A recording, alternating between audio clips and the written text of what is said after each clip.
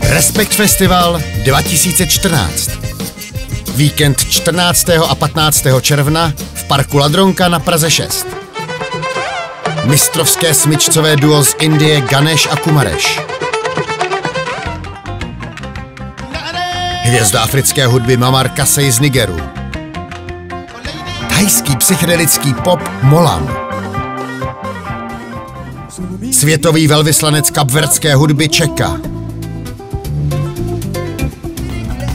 Psychedelický Gdava funk z Maroka Electric Jalaba.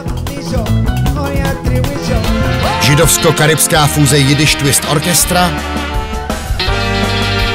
Kapely z Etiopie, Francie, Řecka a další. Netradičně představíme nový cirkus z Etiopie. Nebude chybět bohatý dětský program. Plenérovou galerii naplní díla od Čestmíra Sušky, Michaela Delii, Martina Janíčka, Mariany Stránské a studentů DAMu. Opět se můžete těšit na občerstvení ze všech koutů světa a stánky vybraných neziskovek a dalších. Víkend 14. a 15. června v parku Ladronka, Praha 6. 17. ročník festivalu hudby z celého světa. Začínáme ve 13 hodin. Více o festivalu naleznete na respektfestival.cz.